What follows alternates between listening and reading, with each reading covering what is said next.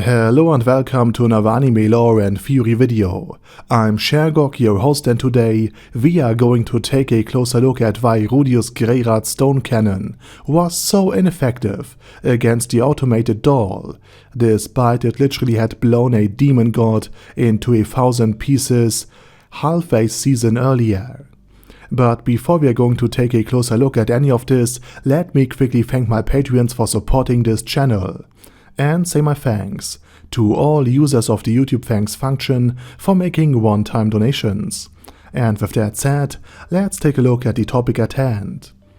Rudy is an experienced A-rank adventurer, has probably also more mana than the demon god Laplace himself, has defeated deadly monsters on the demon continent, and even slightly impressed, and ever so slightly hurt, Orsted, although he almost died in the process. And of course, in the first half of the second season of Mushoku Tensei, he shattered demon god Badigadi with that very stone cannon of his into 1,000 pieces. But when the automated doll came at him, his projectile was suddenly extremely ineffective. And in the anime, the doll didn't even react, and in the novels, it was only momentarily staggered before charging at Rudy again. But the reason Rudy's stone cannon had no effect at all was because he deliberately weakened his projectile by a significant margin, simply because it was his house where he fought, and he didn't want to blow a hole into his roof or shatter the entire property into 1,000 pieces, like he did with Badigadi, and therefore he moderated his projectile's power.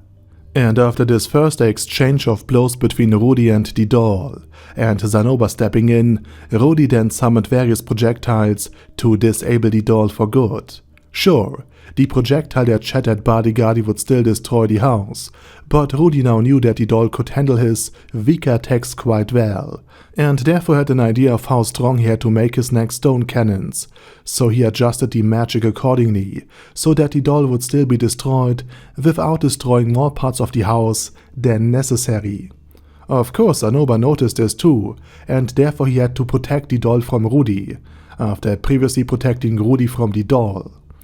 As for the strength of the doll, it was obviously weaker than Zanoba, but strong enough to shatter solid stone with one of its attacks. And fun fact, the reason Zanoba had a stone club was simply because his strength was so immense that any normal weapon, such as swords, spears and axes, would simply break if used by him. So Rudy created a stone weapon for him, and it wouldn't matter if this one would break, because Rudy could recreate it at any time. And Zanoba is so strong that the additional weight of the solid stone club wouldn't hinder him in battle either.